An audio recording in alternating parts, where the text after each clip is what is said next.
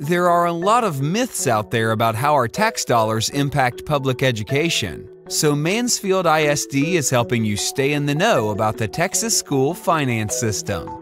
Did you know Mansfield ISD gets millions of dollars less in school funding compared to surrounding districts? Mansfield ISD's revenue per student is well below the state and regional average. In fact, if MISD earned the average of what other districts received per student, the district would have approximately $20 to $25 million more to spend on a variety of programs and materials that would enrich student academics while lowering the overall tax rate. But how can this be when property taxes continue to increase? Doesn't that mean MISD is getting more money?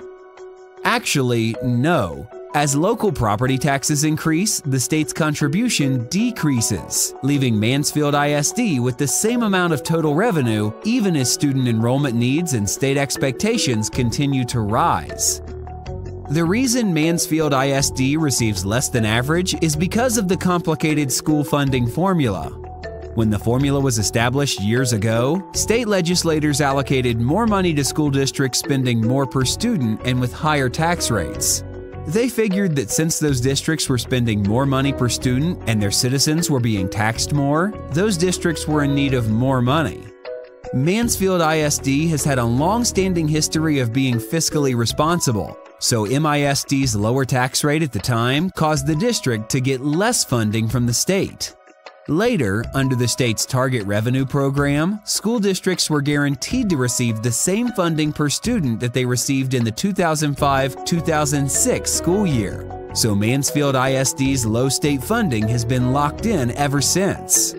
In essence, being conservative with taxpayer dollars meant a state funding calculation that continues to give Mansfield ISD less money per student.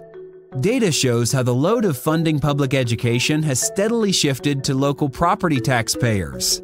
The state and federal share have both dropped since 2010.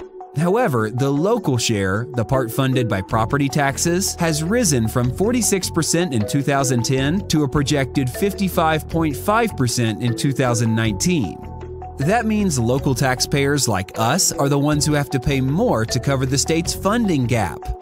If the state's contribution to public education does not increase, and if unequal state funding is not addressed, we will continue carrying the burden of the costs. The Texas legislature convenes in January 2019. If you want school financing to be a top priority this session, be sure to contact your local representative and let your voice be heard.